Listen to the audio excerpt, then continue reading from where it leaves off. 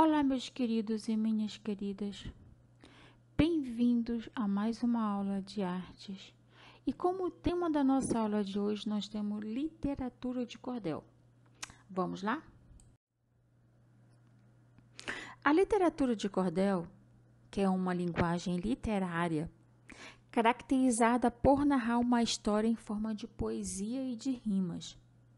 Tem este nome por conta da forma que os livros ou folhetos eram comercializados antigamente, pendurados em cordas ou barbantes. O cordel tornou-se uma vértice popular muito forte no Nordeste do Brasil, onde as histórias e lendas do sertão foram imortalizadas junto com os costumes e a cultura da região. A literatura de cordel foi popularizada no Brasil por volta do século XVIII e também ficou conhecida como poesia popular, porque contava a história como os folclores regionais de maneira simples, possibilitando que a população mais simples entendesse. Seus atores ficaram conhecidos como os poetas de bancada ou de gabinete. Assim, no Brasil, a literatura de cordel popularizou-se por meio dos repentistas ou violeiro, que se assemelharam muito aos trovadores, que os trovadores eram os músicos da arte medieval, né?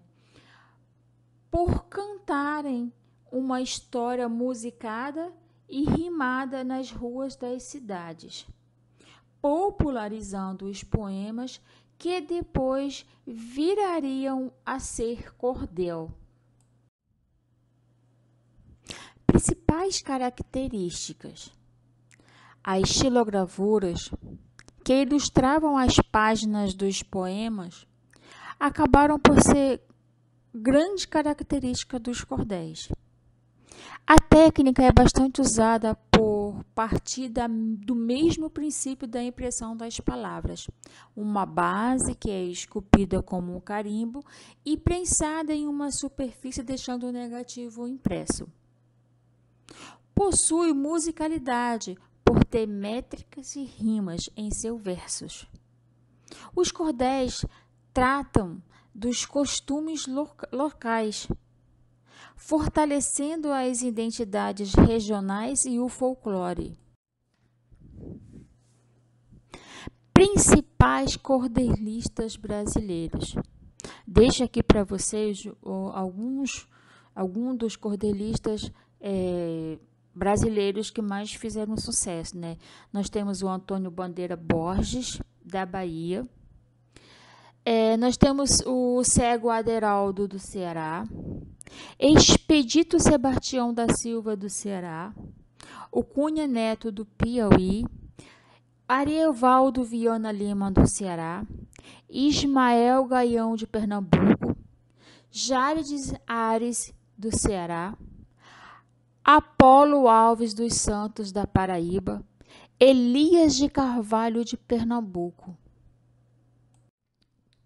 Aqui deixo para vocês alguns exemplos do que é cordel, né?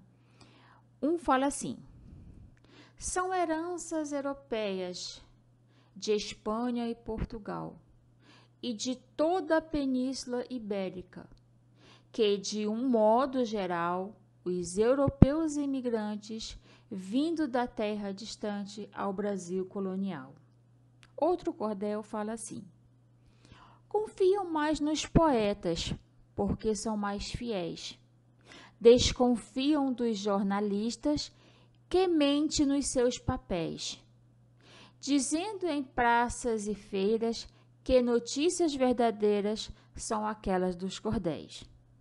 Então, nesse exemplo de cordel, vocês podem observar alguma das características desse gênero, já mencionada, como a rima e a métrica dos versos.